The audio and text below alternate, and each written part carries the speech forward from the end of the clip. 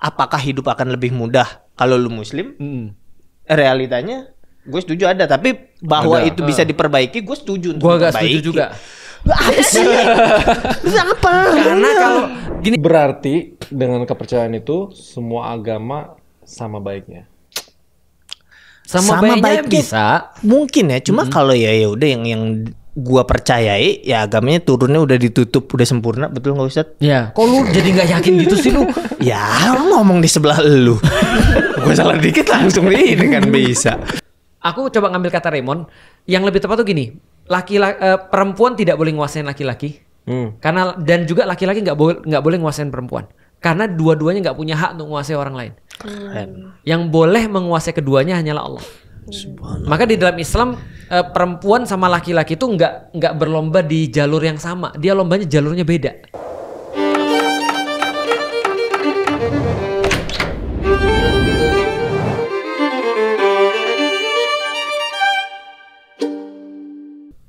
Buka dengan Assalamualaikum. Ini udah mulai.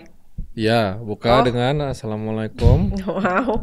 Ya, Ya, shalom, berarti- shalom. Ya udah, Shalom, damai sejahtera Mm. menyertai kalian. Oke, terus Subhanallah. Siapa yang memberkati kita? Tuhan Yesus. Langsung mental dong, langsung mental. Beda protektornya beda. Tuhan bagus Yesus, sih, bagus. Tuhan Yesus sayang semua umat kok. Iya. Gimana? Umat Tan? Islam juga. Itu kan Nggak, domba- berarti gini misalnya misalnya. yang bener tuh Kristen. Kita tetap masuk surga. Ya, domba tersesat kan kalian. Oh, domba tersesat tuh tetap masuk surga. Jangan digali mulu. Ayo. Ditantang lu akhirnya lu. Lu Oke. Tan. Bilangin Assalamualaikum dulu. Oke, jadi aku Oke. bakal punya 30 pernyataan. Oh, Hmm. pernyataan. Ya, pernyataan. Pertanyaan. Berapa? Bukan. Terus 30. Ya. Tapi banyak banget sih, nanti tunggu lihat Ya timer nanti aja dilihat, dah. nanti Ya, dilihat oke. aja. Oke. Oke, kalian tinggal jawab setuju atau nggak setuju. Oke. Ya, terus penjelasannya kan. Ya, yang pertama, Tuhan itu seharusnya tidak perlu disembah karena Tuhan itu tidak butuh manusia. Itu dua pernyataan, bukan satu pernyataan. Kan nggak perlu disembah karena Tuhan tuh benernya nggak butuh kita kan. Oke, Jadi kita nggak Raymond. perlu nyembah Tuhan harusnya. Anjir, susah banget dikasih langsung ke gua. Boleh pas nggak? Boleh? Kang Bintang dulu. Tuhan nggak perlu disembah karena Tuhan nggak Nggak butuh butuh kita. manusia. Iya, benernya. Ya karena kayaknya kita nyembah juga bukan emang untuk Bukan kepentingannya beliau deh. Ya emang kita diperintahnya gitu. Ya udah gua mah. Aku setuju. Tuhan tidak perlu disembah karena Tuhan tidak perlu manusia. Setuju gue 100%. Sama siapa? Sama ini tadi iya. pernyataan dia, setuju gue. Tapi kita yang perlu menyembah Tuhan. Oh, jadi memang kebutuhannya manusia. Iya, benar kan? Nah, itu jawabannya. Beda. Masuk. Iya, iya. Nah maksud gua kalau udah dapat dari situ ini langsung ke sini aja. Udah jelas nih kualitas jawabannya kan sini ke sini. Yang agama banget, lu tau kan gue lagi belajar ya. Lu tanya Oke. gua, lu kasih pertanyaan gue bisnis dah. Nggak ada. Nggak ada. Oke, yang kedua. Hidup akan adil di Indonesia kalau kamu muslim. Gak juga. Setuju atau enggak? Jawab dulu, setuju atau kagak? Ya Gua gak setuju. hidup Gua akan kagak adil setuju juga. di Indonesia kalau lu muslim. Dipermudah jalannya. Bukan adil dong itu namanya dipermudah. Iya, kan adil Iya. kan. Kalau kamu muslim, Dipermudah. adil permudah. Gua jawab, gak setuju. Gue setuju. Gue gak setuju. Secara realita lu bagian dari mayoritas ya banyak peraturan-peraturan yang tercipta juga demi mayoritas. Nah, kalau gua kagak setuju. Gue jadi Iya, setuju bahwa sekarang. Gue Gak punya pendirian. Nggak, soalnya kemarin tuh gue di interview di TV. Lu Cina kenapa berani kritik-kritik kayak Iya. gitu. Terus ceplos. Dia muslim. Udah. Jadi itu salah satu contoh kecilnya kan. kan? Oh, berarti lu setuju. Kalau gua tidak setuju. Karena Karena peraturan-peraturan yang dibuat untuk dominasi biasanya itu adalah peraturan-peraturan yang biasa. Tapi peraturan-peraturan yang luar biasa itu dibuat justru untuk minoritas. Iya, secara membuat peraturan kayak gitu gue setuju, tapi secara apakah hidup akan lebih mudah kalau lu muslim? Realitanya gue setuju ada, tapi bahwa Ada. itu bisa diperbaiki gue setuju untuk Gua gak diperbaiki. setuju juga. Apa sih? Apa? Karena kalau gini ya gampangnya ya, lu sama gua nih. masuk ke perumahan nih, Oke. masuk ke PIK nih, Oke.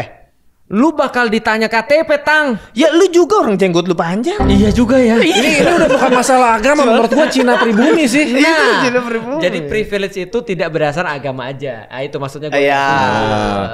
Lu sebagai Kristen gimana?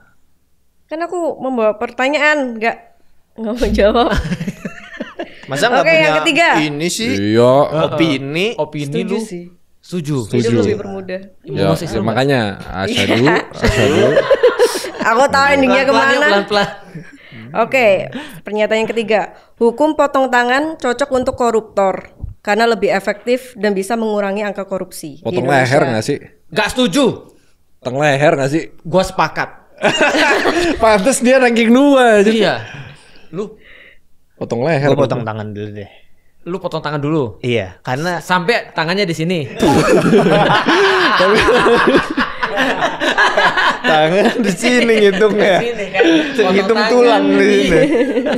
Gue potong tangan dulu karena buat jaga-jaga takutnya sistem hukumnya belum oke. Oh. Terus dipenggal ternyata bukan tersangka. Iya kan gak enak ya.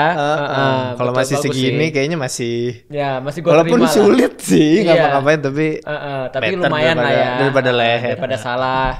Atau gini, mungkin pertanyaan yang kedua. Sebenarnya kan Atau gue nggak setuju kan potong leher karena kalau itu memang diterapin dan hukumnya oke. Berkurang berapa persen? Iya, bener. Sepi. Hilang. Iya, betul. Nanti. Gimana sholat Id kita nggak ada cukup orang ya? ya udah Tapi oke, hukum potong jawabannya tangan gitu. itu ada di Islam ya? Ada. Ada. Itu Tapi kalau bukan bagi mencuri ya? bukan bagi koruptor. Bagi apa? Pencuri. Oh, Pencuri lebih daripada 1/4 dinar. Kalau koruptor itu lebih daripada pencurian. Karena yang sengsara banyak banget. Berarti kalau koruptor kalau di Islam bukan tangan doang apa dong? Bukan tangan, bisa jadi leher. Bisa jadi leher. Udah ada Lo hukumnya. tau gak, gue baru retweet di Twitter gue, tweetnya Iya. Prabowo di tahun 2009 apa 11 gitu. Heeh. Saya nggak bangga lihat Indonesia sebagai negara koruptor. Saya setuju koruptor dihukum mati. Ya.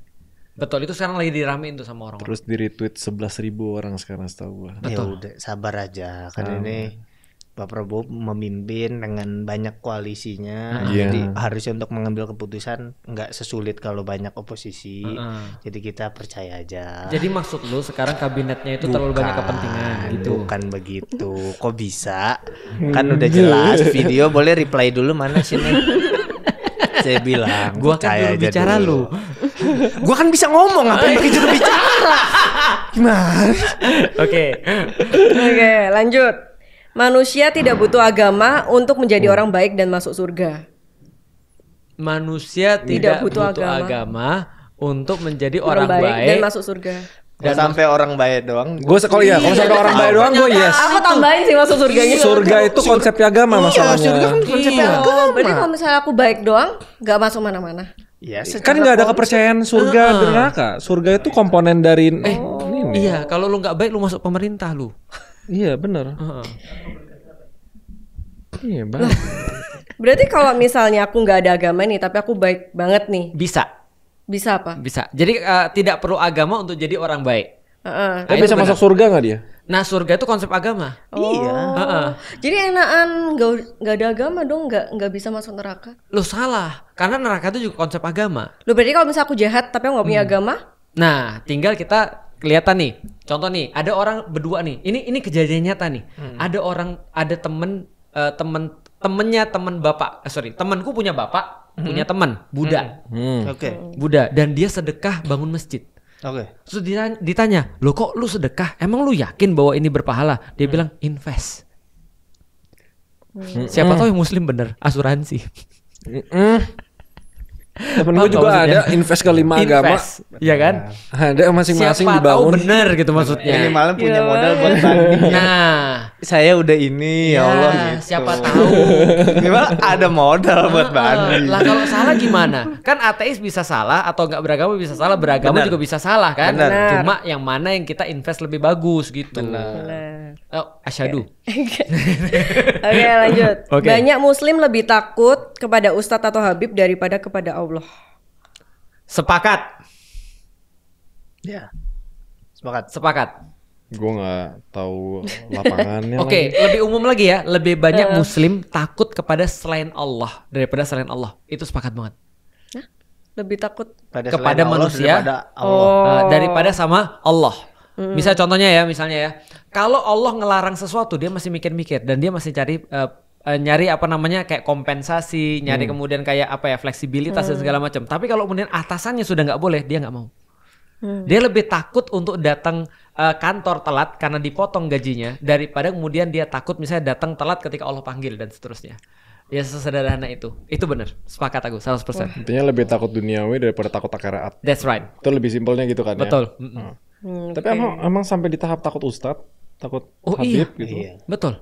Karena gini, salah satu permasalahan terbesar di orang muslim adalah ketika para ustadz sudah diangkat selevel para rasul. Iya. Atau para nabi. Karena Qurannya ada, hadisnya ada, tapi di beberapa tempat nggak tahu ya ini ya. Penentu kebenarannya tuh ya, ulama kan yang tadi dibilang tepat gitu. banget. Dan akhirnya mereka ribut gara-gara beda ustadz. Beda ulama. Karena beda dengan ustadz gua atau beda dengan ulama gua, berarti lu tidak sesuai dengan Al-Quran dan As-Sunnah. Ya, ustadz gue lebih keren daripada ustadz lu. Nah, gitu kan.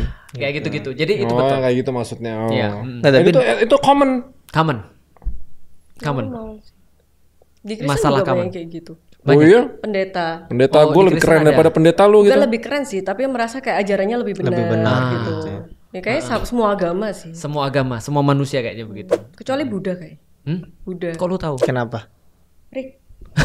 Loh, Buddha nggak gitu. kan lu yang lempar. Soalnya ajarannya cuman kayak netral gitu, paling netral. Terus dia nggak punya. Aku takut salah ngomong tentang agamamu. Enggak, tapi dari tadi pertanyaan lu soal Islam semua ini dari hati memang. Memang pengen tahu. Nggak apa-apa, kita jawab. Dia salah satu keinginannya adalah memperkenalkan hidayah buat Feren. Hah? Tapi Feren ngomong dia akan masuk Islam kalau Raymond 5 waktu sholat. Oke, sebenarnya kamu udah bolong. Easy sih. Sebenarnya Bebannya di lu kan easy sekarang kan? sih. Bangke. Lanjut. Perlahan. Oke, lanjut. Tidak ada agama yang benar-benar sempurna karena semuanya itu ditafsirkan oleh manusia. Lu. Berat sih ini pertanyaan-pertanyaannya sih. Mana ya? Gue selalu percaya bahwa agama tuh netral buat gue ya. Udah mentok di situ. Yang bikin beda tuh itu interpretasi masing-masing orangnya gitu. Apalagi udah berlangsung berapa generasi ke sini pasti jadi mungkin tiap generasi cuma bedanya dikit-dikit dong, tapi kan nambah-nambah jadi jauh. Jadi gue sih percayanya mah agama fine secara ininya ya, intinya ya. Cuma yang bikin beda ya orang-orang di dalam ya. Gitu. Lu. Berarti dengan kepercayaan itu semua agama sama baiknya. Sama baiknya bisa. Mungkin ya, cuma kalau ya udah yang gua percayai ya agamanya turunnya udah ditutup, udah sempurna, betul nggak Ustadz? Ya, kok lu jadi nggak yakin gitu sih lu? Ya lu ngomong di sebelah lu. Gua salah dikit langsung ini kan bisa. Mending make sure di gua sih udah sempurna. Dan kalau apakah agama lain baik secara manusiawi, gua rasa kayaknya iya. Cuma secara detailnya gua nggak tahu, gua belum masuk ke masing-masingnya. Aku jawab dengan sedikit filsafat ya. Coba kita bedah nih. Agama tidak sempurna karena itu adalah tafsiran manusia. Berarti kalimat ini tafsiran manusia nggak juga sih? Iya.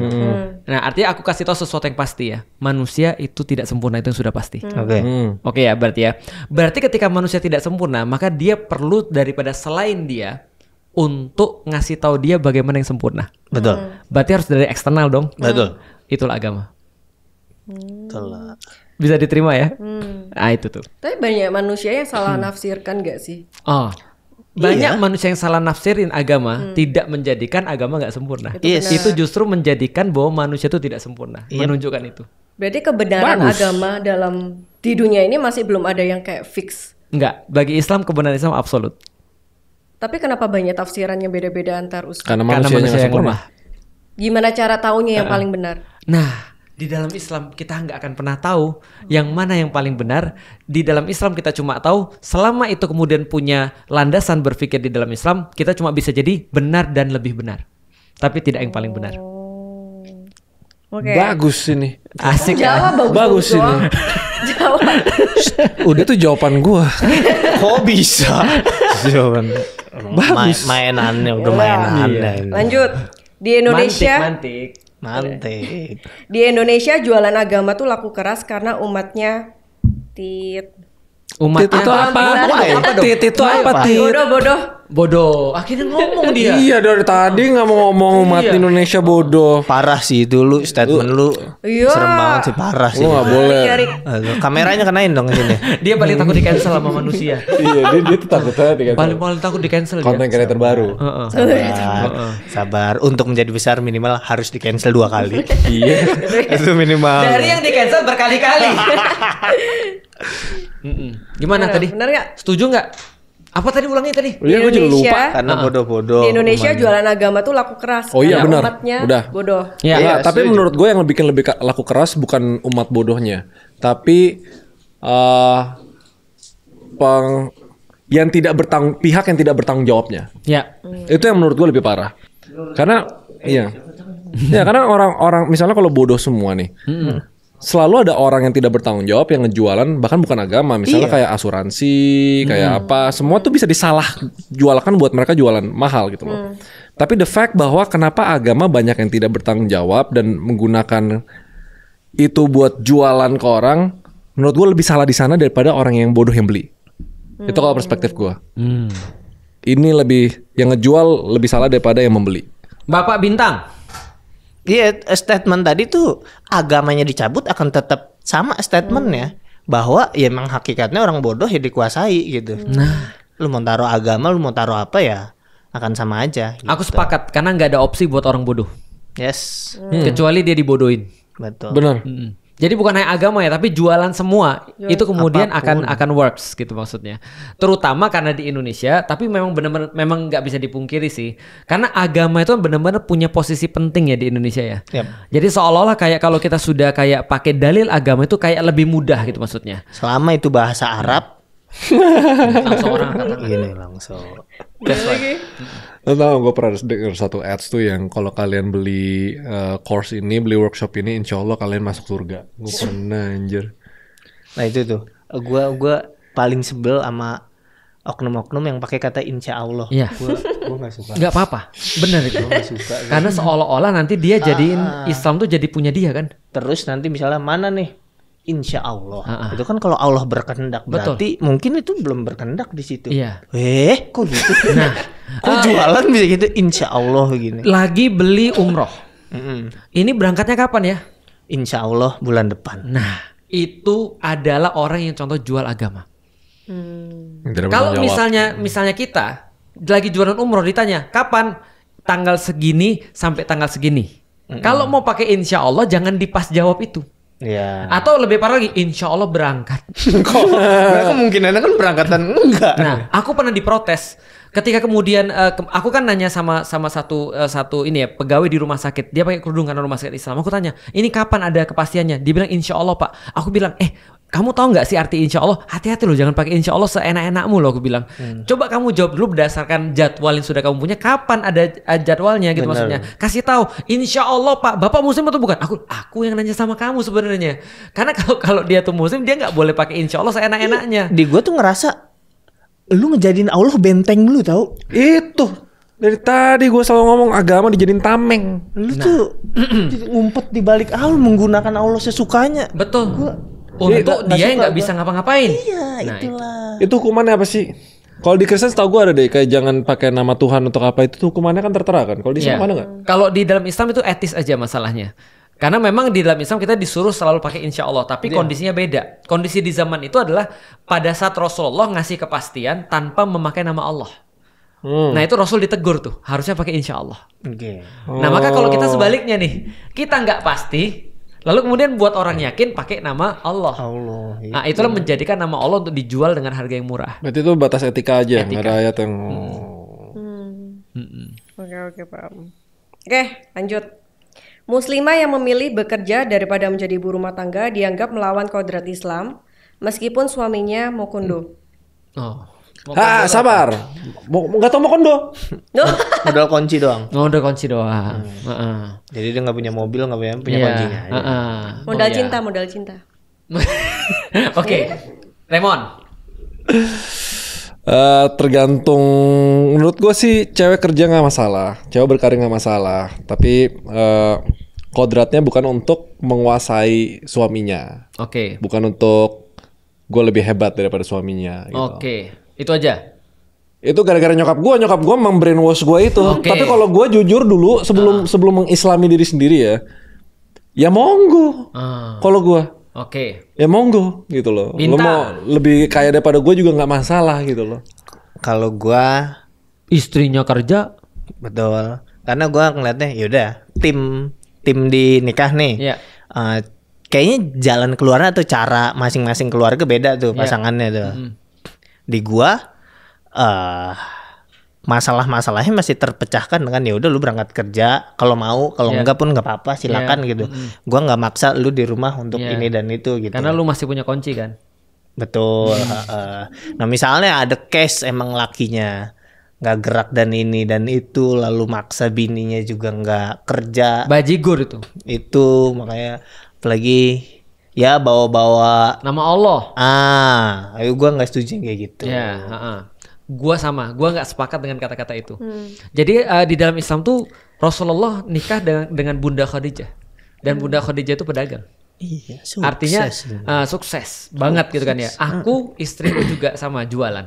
Jadi jualan online. Artinya kalau aku secara pribadi ya, aku coba ngambil kata Raymond, yang lebih tepat tuh gini, perempuan tidak boleh nguasain laki-laki. Karena dan juga laki-laki nggak boleh nguasain perempuan. Karena dua-duanya nggak punya hak untuk menguasai orang lain. Yang boleh menguasai keduanya hanyalah Allah. Maka di dalam Islam perempuan sama laki-laki itu nggak berlomba di jalur yang sama. Dia lombanya jalurnya beda. Betul. Nah jadi bagi laki-laki kerja itu wajib. Bagi perempuan kerja itu sunnah. Dia dapat pahala banyak. Tahu nggak sunnah Tapi nggak artinya wajib. apa? Enak kan? Enak kan? Iya. Jadi lu bisa milih nih. Kalau gua pengen kerja, gua kerja. Gua nggak pengen kerja, gua nggak kerja. Laki-laki boleh milih nggak? Nggak bisa. Nggak Tanggung boleh. jawab nafkahi ada di Harus nafkahi. harus dilaki. Tetap harus. Laki-laki nggak punya pilihan karena laki-laki adalah aku bilang gini, jadi laki-laki itu apes. Karena kamu laki-laki. Contoh ya, ada orang nyebrang nih, kita lewat nggak nyebrangin dia, padahal dia udah tua. Yang salah siapa? Laki-laki. Laki-laki. Ada cowok sama cewek, laki bini berantem di tengah publik, yang dipukul siapa? Laki. Laki-laki. Kenapa? Karena kita laki-laki. Ya kan? Maksudnya laki-laki tuh pasti ada tanggung jawab lebih gitu maksudnya. Karena dia harus diharapkan untuk lebih ngerti daripada perempuan. Itu. Gimana? Lu bersyukur banget ya. sebagai perempuan nggak? Lumayan. Oke, lanjut. Poligami lebih banyak menyakiti perempuan daripada membawa manfaat yang dijanjikan Islam. Oke. Itu karena kalau udah nonton gue di Tereli udah dijawab. Iya. Gue udah tahu jadinya. Lagi dong kan ada bintang Emon. Bintang aja nih. Ya ada Oh bintang. iya. Tang, lu mau poligami nggak Tang? Enggak. Enggak. Kenapa Tang? Ya gua setuju untuk saat ini ya lebih banyak membawa mudorotnya buat perempuan deh. Betul. Karena laki-laki yang mau poligami banyak kan bajigur. Gua nggak tahu, gua nggak bisa state kayak gitu ya. Cuma kayaknya gua nggak tahu urgensinya poligami sekarang tuh apa, gua nggak tahu. Ya. Kalau dulu kan jelas sejarahnya ada bahwa ya banyak laki-laki yang meninggal di medan perang, lalu janda banyak, lalu proses mungkin kerjanya dulu yang nggak ada dagang online kayak sekarang. Jadi ya Affiliate ya. perempuan saat itu butuh laki-laki at that Oke. time ya. Jadi jelas urgensinya. Cuma Oke. kalau sekarang gua nggak tahu tuh kenapa harus ada poligami. Raymond. Ya, kalau versi kerasnya ya orang poligami sekarang basically untuk memuaskan hawa nafsu sih. Ya. Udah sih, jadi kayak ya udah pasti cewek dirugikan. Ya, aku dalam sisi itu sepakat ya, tapi ada koreksi dikit ya. Jadi gini, pertama harus di disclaimer dulu, tidak mau melakukan sesuatu bukan berarti melawan syariat. Yes. Nah itu harus di disclaimer dulu tuh, Jadi bukan melawan ini salah, syariatnya. enggak ya udah ini pilihan. Nah, itu betul. Gua enggak, Jadi gitu. jadi poligami itu kayak pakai baju. Lu pakai baju garis-garis bukan berarti semua harus pakai baju garis-garis. Aku nggak suka pakai baju warna pink bukan berarti orang lain nggak boleh pakai baju warna pink. Nah, jadi itu pertama dulu yang kita jelasin. Yang kedua adalah betul di saat ini kalau yang kita lihat ya dengan kualitas laki-laki model begini, maka poligami yang dilaksanakan oleh laki-laki itu bukan sesuai syariat Islam. Jadi bukan nilai Islamnya yang mudorot, tapi sebenarnya laki-lakinya yang mudorot. Itu sebenarnya. Tahu nggak artinya mudorot apa? Mudorot tuh berbahaya.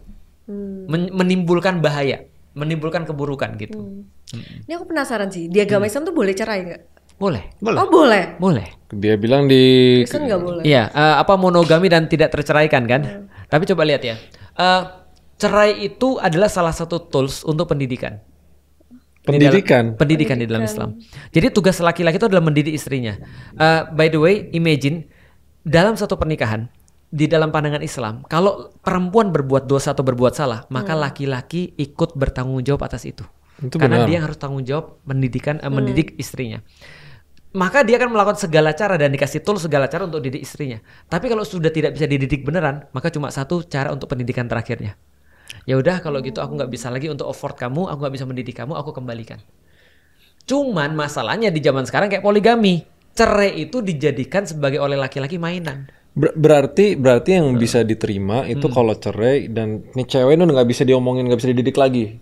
Iya, baru kemudian. That's the only reason cerai itu diperbolehkan. Betul. Maka harus ada step sebelum cerai. Maka akan ditanya, kalau cerai itu perempuannya baik-baik, soleha, tiba-tiba diceraikan, haram hukumnya.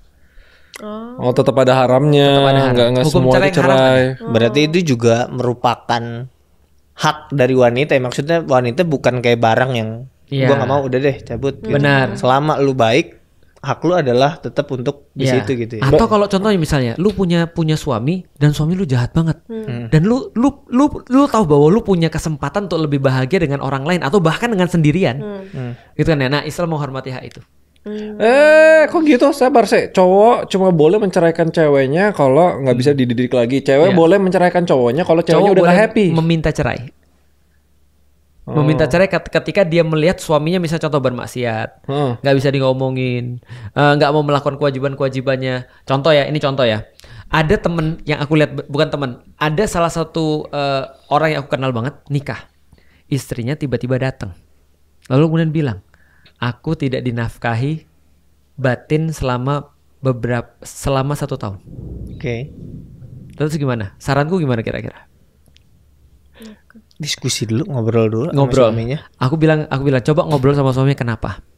Kenapa setelah nikah nggak pernah disentuh? Masuk akal nggak lu habis nikah nggak pernah disentuh? Nggak make sense. Nggak make sense. Berarti kemungkinannya apa kira-kira? Nggak tahu. 1 penyakit, 2 penyakit. Iya. Penyakit. Iya kan? Penyakit fisik atau penyakit mental kan? Oke. Tapi sekarang aku mau nanya nih, perempuan berhak nggak dapat salah satu kebahagiaan itu? Iya berhak dong. Berhak kan? Lah berarti kan kalau nggak ada jalan lagi gimana? Ya, Pisah. bisa. Akhirnya pisah. Atau poligami. Hah? Atau poligami. Poligami nggak masuk, kadang-kadang nggak masuk dalam hitungan kalau ceweknya nggak mau. Contoh kayak gini ya misalnya. Poligami tuh nggak boleh 1 cewek 2 cowok. Kayaknya Itu bukan poligami. Enggak, mohon maaf Ustaz. Ustaz tuh jangan nengok ke saya kan. Anda. Maksudnya kok ada tatapan ke saya? Enggak, gue baru pertama dapat pertanyaan gitu. Tapi Iya, emang namanya apa statementnya? Kalau satu cewek punya banyak cowok gitu. Gini, gua dengar lu Islam dari lahir. Lu poligami.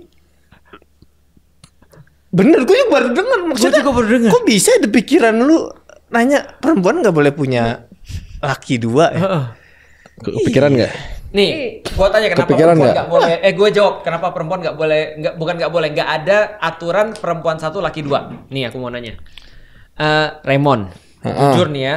Tapi itu masuk itu definisi poligami juga kan? Enggak, poliandri. Oh iya poliandri, sorry. Iya itu maksudnya poliandri. Iya. Tapi gua tanya, Raymond, mau nggak lu kayak 007 lu? Sebelah kiri cewek cakep, sebelah kanan cewek cakep, mau? Nggak happy. Ah yakin? Iya. Enggak, kalau nggak ada tanggung jawab nih, mau nggak? Nggak happy. Ah yakin lu? Udah dicoba. Enggak, tapi pernah Umumnya kan? aja mungkin Umumnya kan ya. Umumnya Cowok orang. sama cowok itu seneng ketika ada cewek banyak. Betul. Tapi Feren mau nggak dikelilingi 40 cowok-cowok kayak Tom Cruise? Tom Cruise nih. Iya. Punya cowok-cowok.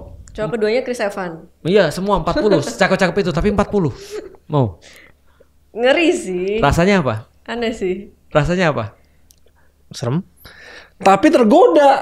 Lihat mukanya dia, mukanya Kalau muka satu pengen. Tapi kalau cowoknya kayak Chris Evans, Tuh lihat Tom mukanya Cruise, muka. Justin Bieber gitu ya mikir ya. Tapi 40. Ya anggap 3, 4 lah, jangan 40 lah. 4, 5 gitu. Anjir tapi geli banget sih. Nah, paham kan? Tuh. Cuman cakep Tapi gimana ya? Itu fitrah. Oh, fitrah. Fitrahnya Tapi tetep laki-laki gak pengen sih? banyak, perempuan cuma pengen 1.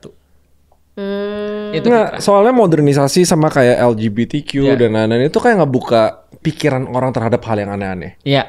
Ya kan? Nikah sama, jangankan nikah dua cewek, dua cowok, nikah sama Matahari. boneka, nikah sama anaknya sendiri, nikah sama hewan Iya. gitu kan. Tapi itu Jadi- nggak normal. Nggak normal. Iya. Nah, tapi kan di konteks gender yang sudah ditentukan di dalam Al-Quran, cewek sama cowok gitu. Tiba-tiba muncul modernisasinya satu cewek dua suami. Nah itu. Gimana cara itu Pertama, diatur? pertama tidak fitrah, yang kedua yang paling parah, yang paling parah adalah, mohon maaf ya misalnya, itu pernah terjadi zaman dulu. Satu cewek banyak cowok. Oh iya? Jadi di zaman Rasul ada yang begitu, namanya pelacur, ya kan? Tapi aku sebutin dulu nih sedikit. Kenapa? Zaman sekarang juga banyak. Banyak. Nah, kenapa nggak dua suami satu istri? Pernah kejadian pelacur-pelacur ini ketika hamil, ketika dia punya anak, Oh iya benar. gimana cara nentuin suaminya? DNA. Kalau dulu nggak bisa. Iya dulu nggak bisa. Nah gitu kan ya, zaman dulu nggak bisa kan. Nah maka menjaga nasab itu selain dengan DNA adalah tahu siapa bapaknya. Nah, Maka penting banget. caranya ada. Pertama nikahnya sama beda ras. Satu sama Cina sama tuh sama apa. Jadi kan akhirnya kelihatan. nanti Tiba-tiba bapaknya hitam siapa. dan sipit gimana? Benar. Nah ya kan, artinya ini tetap aja sebagai sebuah, secara sains pun udah terbukti karena Iya. perempuan itu satu rahim, laki-laki yang mengeluarkan kan gitu kan ya. Nah jadi itu intinya sih. Ya, ada yang mau dilanjutin nggak? Memang naluri cewek nggak bisa deh. Iya memang secara fitrah cewek memang nggak bisa Nggak banyak. bisa emangnya. Nah, Kan kalau secara evolusi juga emang bebannya bukan nggak bisa dibilang beban, maksudnya yang aktif emang Kemuliaan. laki-laki karena kan untuk memperbanyak keturunan kan Iya. secara di hewan Tapi di mana kemuliaan gitu. ada pada cewek. Tentu. Pernah ada yang bilang gini, coba kalau kita simulasi ya, kalau misalnya dunia mau kiamat nih, lalu ada cuma bisa dunia ini cuma buat 5 orang, oh satu pot lah, satu ruangan cuma bisa untuk 5 orang, selama kemudian untuk sekitar 1 tahun ke depan. Jadi kita harus pilih sekitar 5 orang di antara semua orang. Kira-kira berapa yang kita ambil? Berapa cewek, berapa 4 cowok? Satu cowok 4 cewek. Hmm. Karena kenapa? Karena satu cowok bisa membuahi banyak cewek, tapi tidak bisa sebaliknya. Enggak, soalnya pertanyaan ini tuh gara-gara teman gue actually ada cewek yang punya 2 cowok. Nah cowoknya mau nggak tuh? Cowoknya nggak tahu. Nah, by the way, kalau kita bicara ya, kalau cowok jantan ya, jangan cowok jantan, seanjing-anjingnya anjing ya. Gitu kan. Tuh kan Udah pasti belum, udah mulai ranking 2 lagi tuh. Inilah. Kalau ketemu dengan anjing yang lain, berantem. Mm-mm. Kakak. Iya, pasti kalau cowok ketemu cowok misalnya dengan satu cewek yang sama, dia nggak terima. Iya, sama kayak pas gue ngundang event menteri ada 4 tuh ya, gajah nggak mau ketemu sama gajah ya udah. Cowok tuh ada egonya. Iya. Satu gunung tidak mungkin 2 harimau. Itu pepatah Cina yang dikasih tau nenekku tuh. Makanya gue kan bukan harimau. Iya. Kapibara gue. Sama di solar system juga nggak boleh lebih dari 1 matahari. Benar. Kan gue kapibara. Ada santai buaya aja. bisa naik, naik di situ gitu. dia. Benar. Tumpuk gitu. Bagus teorinya. Lanjut. Iya. Kaya atau miskin, nasib seseorang sudah ditentukan Tuhan sejak lahir. Gue sangat nggak percaya. Agree dan disagree nih. Gue sih nggak sangat disagree ya. Gue belum belajarin hukum Islam ya, tapi gue sangat disagree. Kayak you made your own fate, you set your own destiny kalau gue. Waktu lahirnya. Iya tetap. Mau lahir, mau semua orang bilang lu didestin untuk miskin, nggak, you set your own destiny, lu bisa kaya. Oke. Kalau gue tipe yang percaya kayak gitu. Oke, lu. Bingung kan lu? Ya di satu sisi gue harus percaya dengan qadar, tapi kayaknya setahu gue di Islam pun ada mekanisme mengubah qadar deh. Benar nggak sih? Oke. Qadar itu Lailatul Qadar itu. Oh beda lagi. Ya kan gue iya, nggak Pak. tahu ya. Istilahnya. Itu bener sih. Qadar itu dari Lailatul Qadar sama takdir, qadar yang tadi itu diambil dari kata yang sama. Oke. Proses penentuan namanya. Jadi ketentuan namanya. Oke, aku sempurnain jawaban bintang ya. Jadi gini, aku setuju sekaligus tidak setuju. Karena pernyataan itu bisa dipakai di 2 alam yang berbeda. Oke. Nah, jadi kayak main Uno itu loh. Satu kartu ada flipnya. Padahal gue baru diajarin kan. Jadi ada flipnya. Jadi gini kira-kira. Kalau itu dipakai di ranah ikhtiar, itu salah. Tapi kalau Statement itu salah. dipakai di ranah tawakal, itu benar seperti kata bintang tadi. Jadi kita mau pakai di ranah yang mana dulu nih? Ikhtiar atau tawakal? Karena kita nggak bisa mencampurkan kedua itu. Karena ranahnya berbeda. Mulai bingung? Nih aku jawab nih. Lihat ya, ada satu pernyataan nggak bisa dipakai di 2 dunia yang berbeda. Misalnya contoh, kalau pernyataan luas adalah panjang dan kali lebar, itu benar kalau dalam 2 dimensi. Tapi kalau dalam 3 dimensi, maka kita perlu bukan luas tapi volume. Maka ada satu variabel lagi yang berbeda. Nah, jadi kata-kata gini, semuanya sudah ditentukan oleh Allah secara tawakal benar, secara keimanan itu harus kita meyakini itu. Tapi ketika kita berikhtiar, maka kita yakin bahwa ikhtiar kita ini akan menghasilkan sesuatu. Maka kita harus berikhtiar yang paling kuat. Nah, lebih singkatnya lagi, orang-orang yang yakin rezekinya sudah dijamin oleh Allah akan mencari sebesar-besarnya. Orang yang benar. Contoh. Orang benar ya. Tapi kalau orang yang tidak benar dan mereka ngerasa takdir sudah diatur, semuanya kayak kerja dikit digaji 500.000, oh ini emang udah takdirnya. Nah, itu Armageddonnya menurut gua. Betul, itu yang nanti akan kita bahas panjang tuh harus. Itu yang kecil, kalau yang gede dapat duit dari ini alhamdulillah rezeki.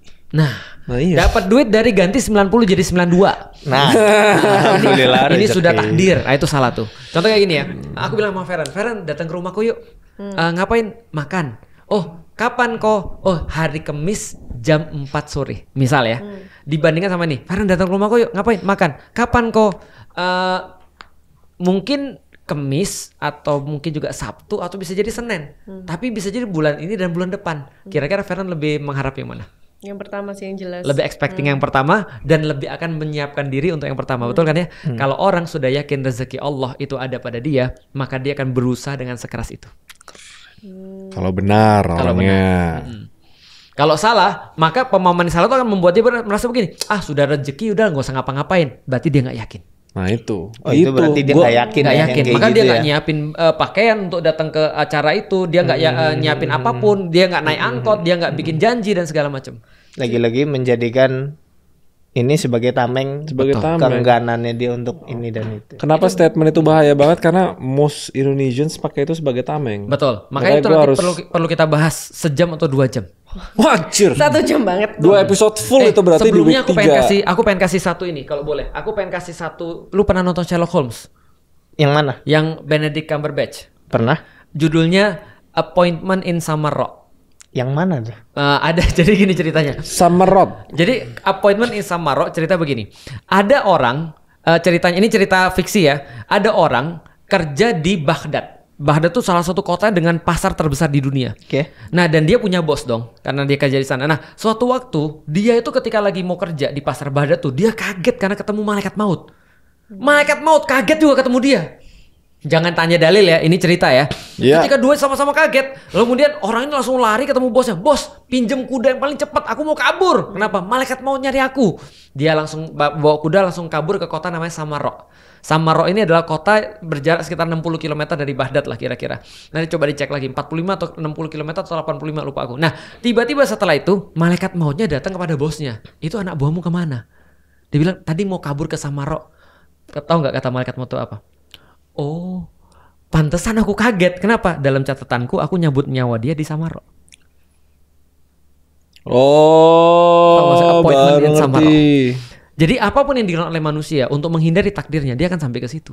Itu pemahaman secara tawakal. Tapi ketika dia di sisi ikhtiar tidak bisa begitu. Ketika ikhtiar dia harus ngitung ikhtiarnya. Aku pengen dapat duit 50 juta. Berarti either kamu jualan barang 5.000, 10.000 biji, atau lu jual barang 5 juta 10 biji. Itu make sense. Tapi nggak mungkin kamu bilang aku jualan kacang yang harganya 1.000, keuntungannya 100 per bungkus dan sisakan kepada Allah sisanya. Sabar, gue masih penasaran. Lo ngerti yang kenapa malaikat maut tadi kaget nggak?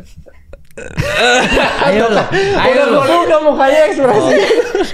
Udah, ya nanti aja selesai ini dijelasin lagi. Intinya dia kaget kenapa ketemunya di sini. Gue mau ambil nih orang karena catatannya di sana. Samarra.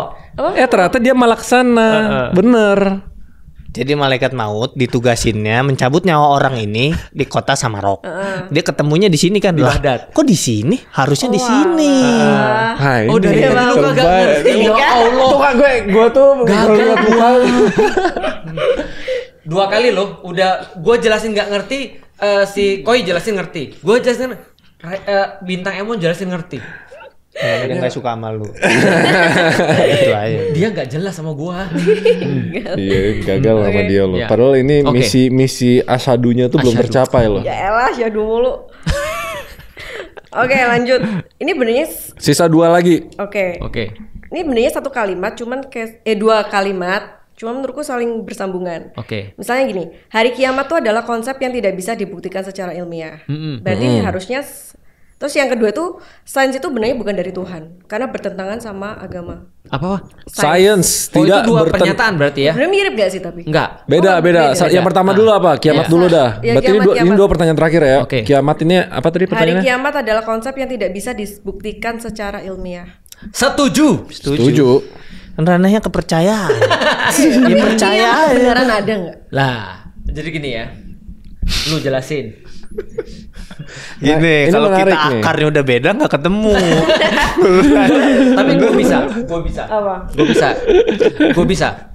Apa yang tersisa dari sesuatu yang ada kecuali tidak ada? Karena ciri-ciri orang yang mau mati adalah bernafas. Iya. Ulangin usus. Ciri-ciri statementnya orang yang mau pelan-pelan. mati Yang pertama bernafas. diulangin tapi pelan-pelan. Oke. Apa tadi? Apa yang tersisa Yang tersisa. dari sesuatu yang ada kecuali menjadi tiada? Gak paham lagi. Ada nggak sesuatu yang akan terus bertahan selama-lamanya dan nggak mungkin hilang? Kenapa lu jelasin lebih bagus daripada gua? Iya paham kalau ini. Paham ya? Gua terlalu tinggi gue ya. Itu makanya jadi orang bodoh. Ya oke. Enak. Gimana? Paham ya? Iya paham. Berarti setelah sesuatu yang ada yang tersisa cuma tidak ada. Itu namanya sesuatu yang bersifat lumrah atau hukum alam. Berarti sesuatu yang dimulai pasti akan diakhiri. Oke. Sesuatu yang akan berakhir, ciri-ciri adalah memulai. Jadi ciri-ciri ada yang pernah nanya sama aku, Ustaz, ciri-ciri orang mau mati apa? Bernapas.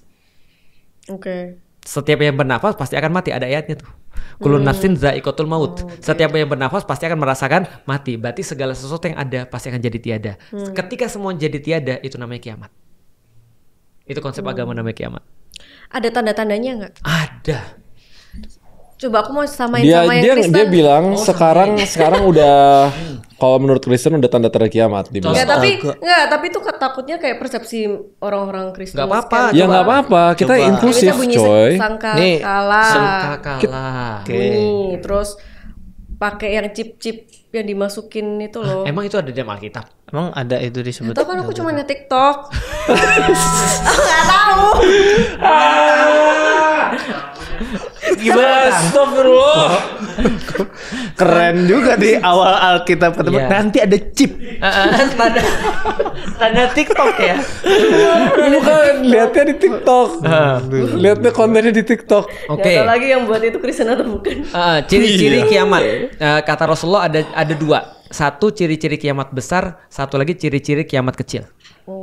Ciri kiamat besar itu adalah laut mendidih, matahari terbit dari sebelah timur, dari sebelah barat, itu kan ya. Lalu kemudian terjadi tiupan sangkakala tadi. Itu adalah semua kiamat besar. Tapi kalau kiamat kecil ada satu, lebih banyak perempuan daripada laki-laki. Sekarang populasi berapa, coy? Masih. Yang kedua, orang-orang padang pasir akan yang tidak pakai sendal akan berlomba-lomba membangun gedung-gedung tinggi. Kejadian di mana tuh? Dubai.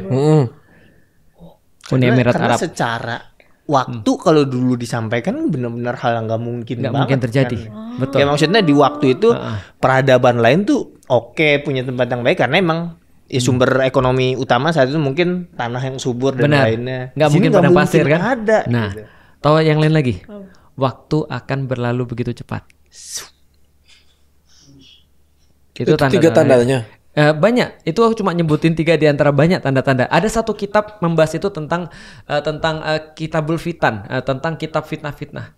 Itu ulama-ulama membahas itu banyak sekali tentang hari kiamat. Gitu. Intinya sekarang udah mau kiamat belum? Udah mau kiamat. Mau tahu lagi? Mau tahu lagi ciri-cirinya? Orang-orang akan melakukan perbuatan-perbuatan seperti binatang tanpa rasa malu. Nah, apa tuh tindakan binatang coba? Kucing ketemu kucing, kalau lagi suka melakukan.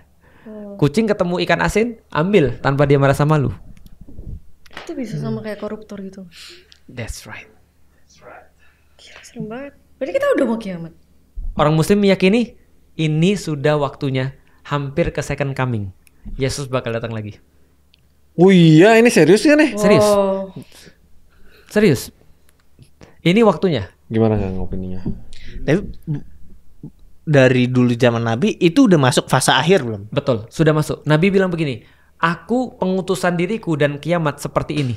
Seperti dua jari yang dihimpitkan. Artinya setelahku tuh kiamat, udah gak ada lagi Nabi kan gitu. Nah cuman sampai sekarang udah lama banget kan. Nah cuman sekarang tanda-tandanya semakin jelas aja. Karena yang dilihat oleh para sahabat belum masuk semua itu kan. Oh iya. Sekarang udah masuk semua itu. Berarti Tuhan Yesus bakal balik lagi. Iya, Yesus bakal balik lagi. Bukan, kalau kita bilangnya bukan Tuhan Yesus. Iya. Oh. Siap-siap lu. Tapi Yesus bakal balik. Jadi mirip nggak sama yang di Kristen? Iya kayaknya. Tapi tadi sumber TikTok. Iya, coba ya nanti aku cari ya. Dia bahas tentang Citus 666 kayak gitu-gitu. Angka setan, Iya. anak setan. Tapi nggak nyambung Iya, sih. soal angka-angka itu gimana sih? Angka-angka. Menurut lo? Di dalam Alkitab ada soalnya. Oh ya? Oh, Di dalam Alkitab, di dalam Al-Quran? Al-Quran ada nggak? Al-Quran nggak ada. 666 Jadi di dalam Islam kata Rasulullah kalau ada orang yang bisa memprediksi kapan kiamat secara exact, itu kadzib, itu adalah penipu, pendusta. Artinya Rasul mengatakan itu bukan hadis ya, tapi seolah-olah di dalam Islam tuh sudah diformulasikan kata Rasul nggak ada yang tahu itu selain Allah. Jadi kalau ada yang sok tahu kata Rasulullah seolah-olahnya begitu, itu kadzib, Siapa? penipu. Nah, Berarti peramal-peramal penipu semua. Peramal hampir semuanya penipu. Kecuali Kenapa meramal hampir? bisnis. kenapa hampir? Karena kalau meramal bisnis nggak apa-apa. Bukan bisnis lah, misalnya peramal kiamat atau peramal agama. Karena gini, Feng Shui itu adalah sejenis dianggap ramalan. Tapi menurutku statistik. Iya, statistik. Akumulasi Ujung-ujungnya pengetahuan. sains. Akumulasi gitu ya. pengetahuan. Ada beberapa yang ramalan, ada beberapa akumulasi statistik. Contoh misalnya Feng Shui misalnya ya. Salah satu Feng Shui, jangan bangun dapur di bawahnya tempat tidur. Oh ya. Karena katanya panas. Dari segi kita ya wajar lah nanti kalau ada yang jatuh gimana. Kalau ada yang misalnya bocor gimana dan segala macam. Contohnya lagi, bangun rumah arahnya utara selatan. Kenapa? Supaya AC nggak sia-sia kan gitu kan ya. Karena nggak terlalu panas dan nggak terlalu dingin kan gitu kan ya. Itu Feng Shui. Gitu. Statistik. Jadi intinya kebanyakan fake. Iya, banyak fake. Kalau peramal, nanti Raymond 5 tahun lagi akan jadi gini. Udah fake. Jangan percaya orang kayak ini. Ini sama kayak dukun. Ya, ini sama yang tadi kita bahas topik sebelumnya. Biasanya muncul di awal tahun tuh. Nah, biasanya depannya mama. Macam-macam sekarang. Iya, macam-macam ya. Akan ada artis yang bercerai. Oh iya. Inisial pasti ini. ada. Inisial. Iya, ada terus yang bilang nggak tidur berapa hari gitu ya. Itu yang mana sih kok gue gak update? Lah. Lu tau gak? Lah. Kita beda algoritmanya. Bayangkan gue siapa yang gak tidur berhari-hari? Tahu. Ya udah terakhir Ini terakhir. Ini seru nih. yang tadi Nih bagusan ini. Seharusnya tidak ada gelar kehormatan seperti Habib dalam Islam karena semua manusia itu setara di mata Allah. bagusan yang tadi gak sih yang sebelum Bagusan ini? yang mana? Yang sains. Sains itu Oh enggak ya, dari enggak ya. Tuhan. Harusnya gak ada gelar kehormatan. Oke, dua-duanya aja kita jawab. Sains tidak dari Tuhan. Iya, karena sains bertentangan sama agama. Oke, Bintang lu jawab yang terakhir. Yang Habib. Gokil. Oke, gimana? Menurut lu gimana? Gak apa-apa, ini kan pendapat. Yang mana? Yang Habib. Yang Habib. Harusnya gak ada. Karena semua manusia itu setara di mata Allah. Gue bantu ya. Please, Dikit lagi berani Aja ngomong. nih udah mau keluar nih. Nanti bahaya dia stres nanti. Benar. Nih, gue bantu ya. Ya, kalau pernyataan kedua gue sepakat, artinya semua sama di mata Allah sepakat. Tapi tetap harus ada diferensiasi sosial. Karena nggak mungkin dong kita panggil bapak kita bro. Hai bro gitu kan, kayak dibaratkan menurutku nggak bagus tuh. Misalnya kan nggak enak kan, hai bro atau apa kan nggak enak. Nah berarti diferensiasi sosial tuh pasti ada. Artinya mau nggak mau kita tetap harus ada yang dihormati dan ada yang dituakan dan seterusnya. Maka ada panggilan hormat tanpa kita sadar. Pak, monggo pak, misi pak, mau kemana bu? Dan, gitu kan dan ya. dalam Islam nasab tuh salah satu yang penting banget. Yang adanya kemuliaan nasab kan ditanya. Nah makanya menurutku sih kalau semua orang adalah sama di mata Allah betul dan semua orang akan lihat amalnya betul. Tapi beberapa orang-orang tertentu memang kita akan memberikan penghormatan kepada dia. Contoh misalnya kayak ya bahkan kayak menteri ya, kita juga harus hormat kepada dia. Yang nggak boleh itu adalah minta dihormati.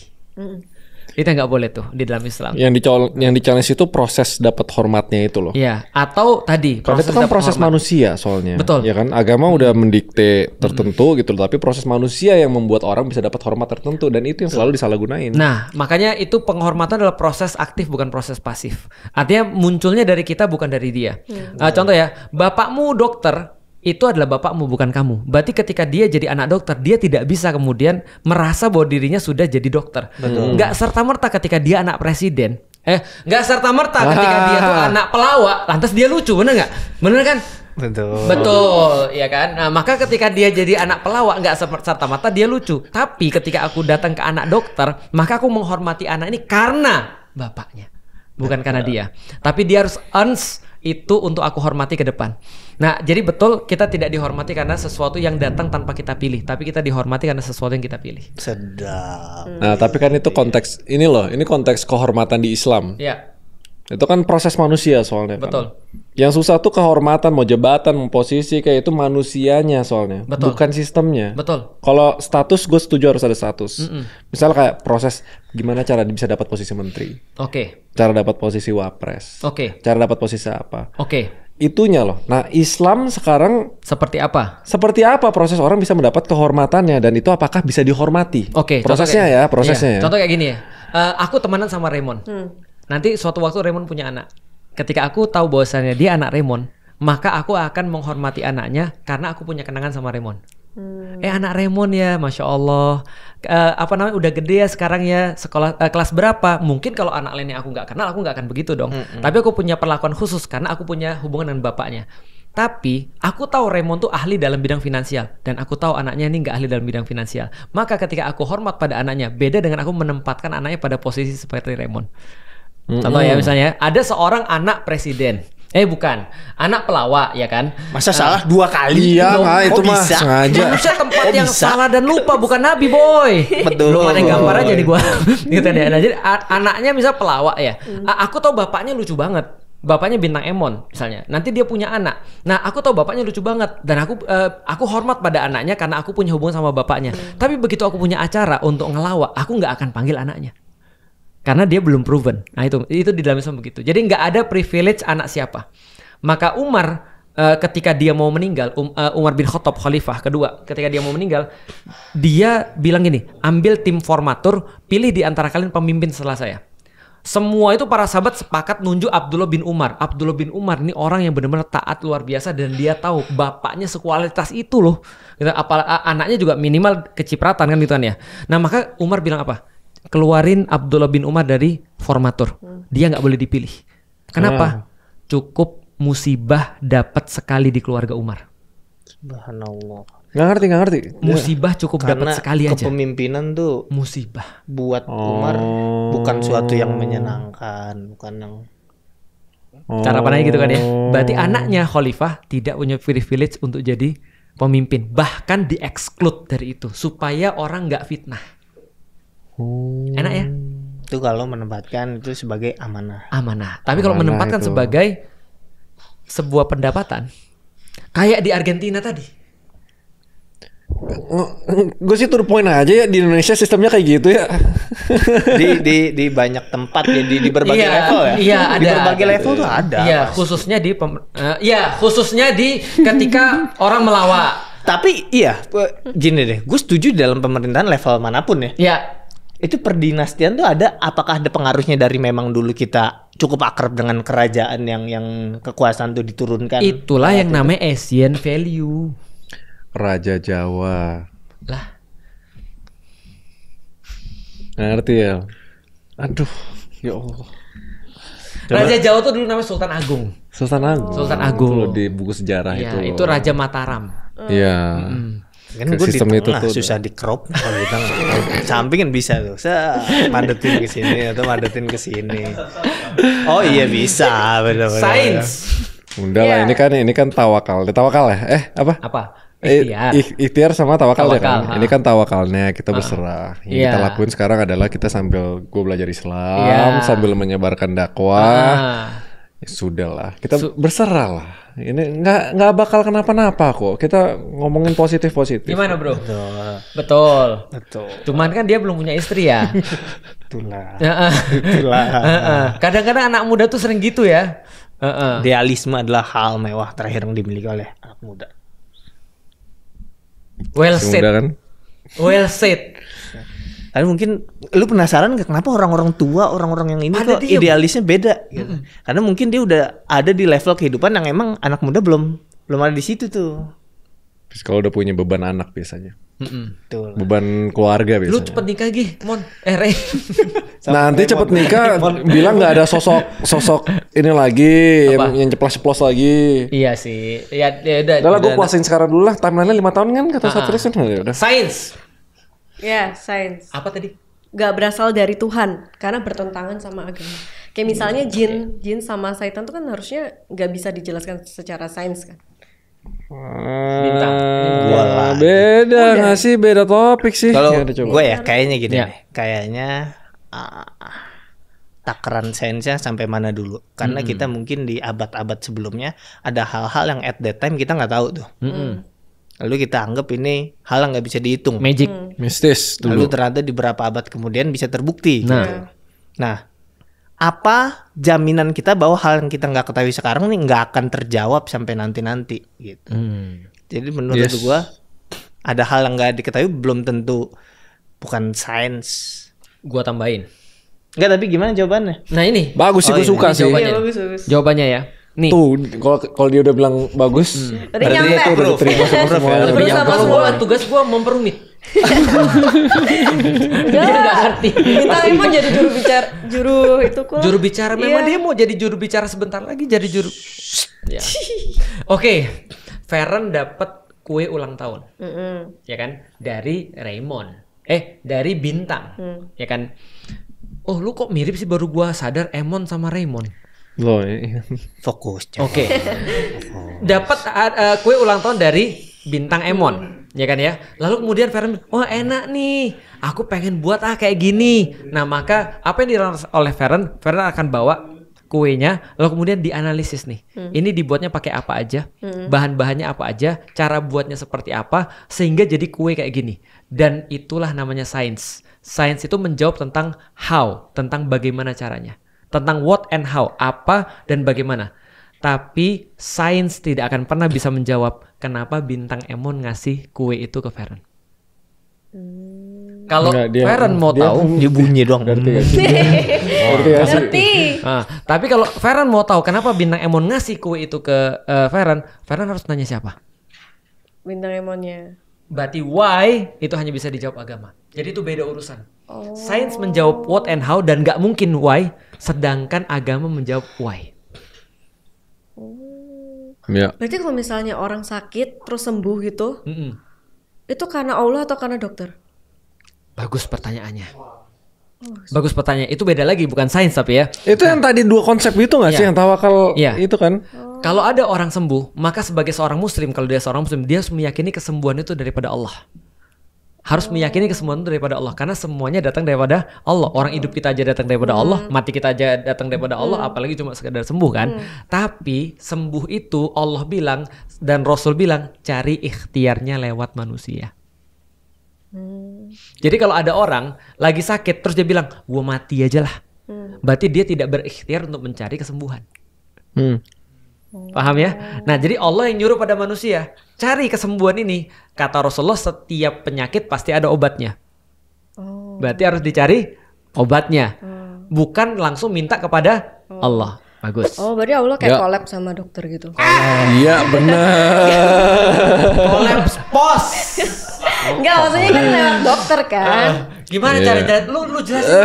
Kayak lebih. Gua udah 3 kali bikin nih gua iya. gagal nih. Gimana? Katanya Tapi sains udah tuh dapet ikhtiar, kan. agama Iya, iya. tawakal. Kolaps. Udah, iya Biasanya collab itu kayak menjelaskan how-nya. Tapi How-nya? kalau agama tuh lebih ke why. Why?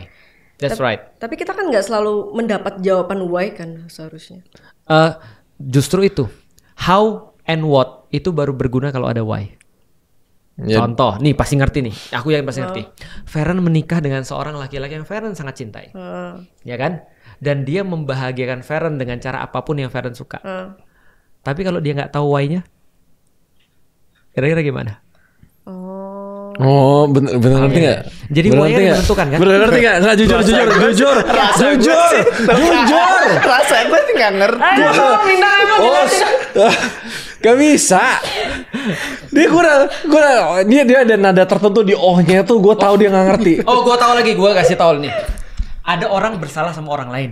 Oke. Iya. Terus dia bilang, "Kamu nggak minta apa sama dia?" Enggak, ngapain gue minta maaf? Gue gak merasa salah. Berarti dia gak tahu why-nya kan kenapa dia minta maaf.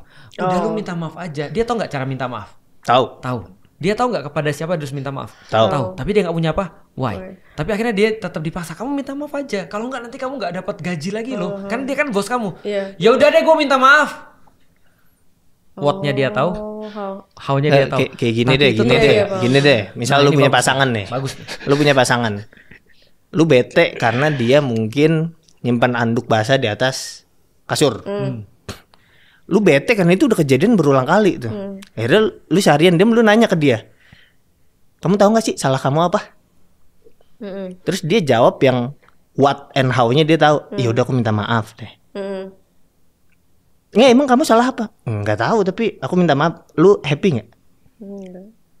Bingung juga. Gue kasih tau nih satu kali. Aku paham, udah paham. Pokoknya orang tuh harus ngerti why-nya kan. Kalau why itu di atas segala-galanya. Nih gue kasih tau ya. Ini kejadian benar. Pernah ada satu waktu orang di kereta, di sebelahnya tuh ada anak itu. Lu lihat dia pusing banget.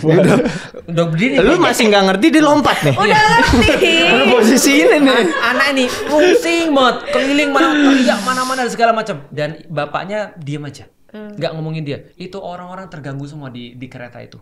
Ini anak narikin orang, mukulin orang, numpain minuman orang dan segala macam. Pusing banget nih, segala macam nih. Terus kemudian dibilang, Pak, Bapak nggak ngomongin anaknya ini. Terus bapaknya bilang apa? Ibunya baru meninggal. Apa maksudnya? Kira-kira orang marahin anak ini gak? Dia gak ngikutin, gue yakin 100% gue yakin. Mau ceritain. Gue yakin. Lu belum cerita yang mana? Yang tadi tentang BT ini sama yang tadi Ustadz minta maaf itu. Nggak, intinya anaknya. Ya udah pokoknya why itu penting. Iya, itu why. Nangis. Udah. Aku nangis. Kenapa udah paham? Paham. Kenapa nggak bisa menjelaskan? Menurut gue sih dia udah petik aja sih kayak dengerin gitu. Ya udah paham. Attention span-nya tuh bisa ditarik. Iya. Jadi why itu adalah agama, what and how itu adalah science. Iya, intinya kayak gitu. Gue yang lebih sulit lagi sih, tapi pasti nggak ngerti. Cerita tadi tuh gampang tau. Iya, paham. Anak nangis di kereta dimarahin, tapi kalau tahu nangis karena bapaknya baru meninggal pasti nggak dimarahin. Iya, karena intinya gitu. Iya. Paham? Enggak kayaknya deh. Udah cukup. Ya, Kita overextend banget, tapi ini edisi berapa pertanyaan kita dapat? Nggak tahu, nggak ngitung. Astagfirullah. Tapi udah berapa Padahal sejam? banyak yang bagus loh. Sejam, gila panjang ini. Ya udah ini kan penutup episode week 1 tentang krisis ini kan. Jadi kita sama ultimate krisisnya manusia itu pas semua udah mulai bertanya. Dan kenapa kita ngundang Bintang Emon? Karena menurut kita ya, bintang itu menyederhanakan banyak hal. Bener. Gua puji lu. Biasanya lu habis muji nyemes, bisa das gitu. Enggak gua. Itu biasanya habis kayak gitu, inilah makanya ayo bikin revolusi. Enggak usah. Enggak gua. Udah. Itulah kenapa kita ngundang Bintang Emon. Karena Bintang Emon tuh berpikirnya tuh biasanya kejadian. Lebih berat lagi. Dan biasa kejadiannya tuh dipikirin. Udah enggak ada. Nih kalau gue sih bilangnya bagus-bagus bahasa grassroots. Itu nggak banyak orang yang bisa ngomongin. Grassroots tuh cuma bisa disenggol dari beberapa angle. Komedi salah satunya, agama salah duanya. Orang-orang kayak gua cuma bisa sentuh yang nggak terlalu grassroots. Kenapa? Soalnya bahasanya, ya nanti lihat aja beberapa episode yang bener-bener cuma gua sama Ustadz Felix ngebul, pusing, menantang pikiran iya sesuai dengan KPI gua gitu. Tapi kalau you wanna make a difference, lo harus bisa ngelakuin sesuatu for the grassroots. Iya. Dan itu makanya kalau kita nggak bisa ngeyakinin Feren, kita nggak bisa ngeyakinin siapa-siapa. Nah itu dia. Dan Bintang bisa ngeyakinin Feren. Bener. Jadi itu beban peradaban lu. Beban lu. Kan lagi gua lagi aja. Lu nggak mau nutup nih. Pokoknya teman-teman saksikan Escape episode selanjutnya karena videonya bagus. Dadah. Sampai jumpa. Assalamualaikum. Wassalamualaikum Warahmatullahi wabarakatuh. Oke. Dadah. Bye bye.